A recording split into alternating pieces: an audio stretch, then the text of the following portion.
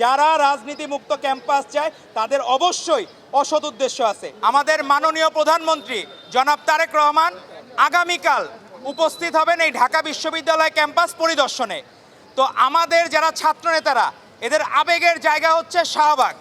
আমরা কিন্তু এই জায়গায় কখনো মবের জন্য আমরা পছন্দ না, আমাদের পছন্দ হচ্ছে ঢাকা শহরের প্রাণকেন্দ্র হচ্ছে শাহবাগ। তো এই শাহবাগ এলাকায় যখন আমাদের মাননীয় প্রধানমন্ত্রী আসবেন, তো এইটা স্বাভাবিক বিষয়, আমাদের সকলের মধ্যে আনন্দ বিরাজ করছে। আজকে আপনি দেখবেন যে ঔষধি বৃক্ষের আজকে যে কর্মসূচি ছাত্রদল নেতৃবৃন্দ নিয়েছে, শপথ গ্রহণের পরে 85তম দিনে পদার্পণ করবেন আগামীকাল আমাদের মাননীয় প্রধানমন্ত্রী। সেজন্য তারা 85টি ঔষধি বৃক্ষ রোপণের সিদ্ধান্ত নিয়েছেন।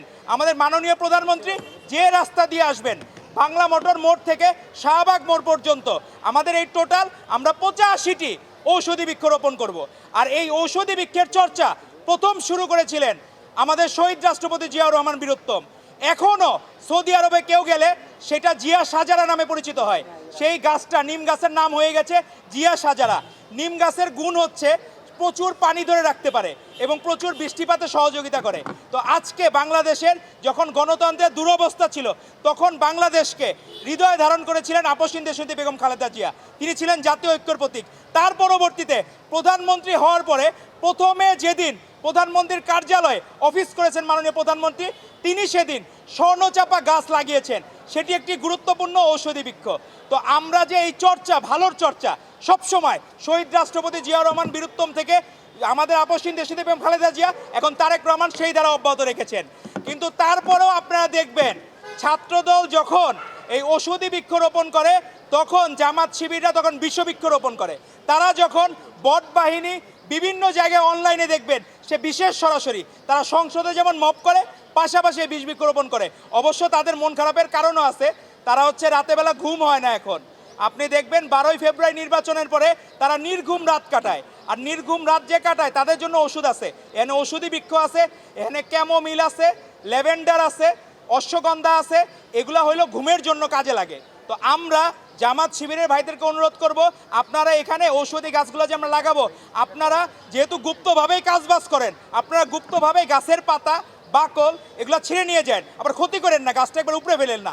আপনাদের গুপ্ত রাজনীতি করার তো অভ্যাস আছে, তো গুপ্তভাবেই আপনারা এখান থেকে এই অশ্বগন্ধা, ক্যামোমিল আর হচ্ছে আপনার হলো এই ল্যাভেন্ডার, এগুলা থেকে আপনার পাতা নিয়ে যান, কোনো সমস্যা নাই, আমরা কিছু মনে করবো না। আপনাদের ঘুম ভালো হইলে তাহলে আর মপ করতে ইচ্ছা করবে না। আপনারা যে মাঝে মাঝে মপ করতে যান, আমরা দেখলাম বাংলাদেশ কখনো, এই বাংলাদেশে যে জন্ম হয়েছে অবশ্যই রাজনীতিযুক্ত পরিবেশে বাংলাদেশের জন্ম হয়েছে, না হলে কোনো দিন এই স্বাধীন বাংলাদেশের জন্ম হইতো না। এখানে প্রত্যেকটা মানুষ রাজনৈতিকভাবে সচেতন। 24-এর গণ অভ্যুত্থানে প্রত্যেকটা মা বোন যারা গৃহিণী ছিল, আমার মা বোনেরা ছিল, প্রত্যেকেই রাজনৈতিকভাবে সচেতন ছিল বলেই আজকে আমরা সফল হয়েছি, এই বাংলাদেশ পেয়েছি। যারা রাজনীতি মুক্ত ক্যাম্পাস চায় তাদের অবশ্যই অসৎ উদ্দেশ্য আছে।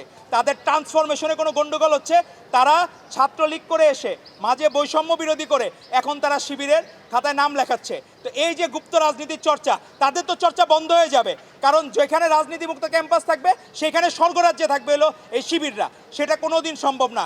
বাংলাদেশের সবচেয়ে জনপ্রিয় রাজনৈতিক ছাত্র সংগঠন হচ্ছে বাংলাদেশ জাতীয়তাবাদী ছাত্রদল। আপনারা যতই চেষ্টা করেন বাংলাদেশের সাধারণ শিক্ষার্থীদের মন থেকে ছাত্রদলের নাম তো কোনোদিন মুছে ফেলতে পারবেন না, বরঞ্চ প্রতিটি শিক্ষার্থীর মন জয় করে আগামীতে ছাত্র সংসদে ভূমিধ্বস বিজয় নিয়ে আমরা প্রত্যেকটা ক্যাম্পাসে বিচরণ করবো ইনশাল্লাহ।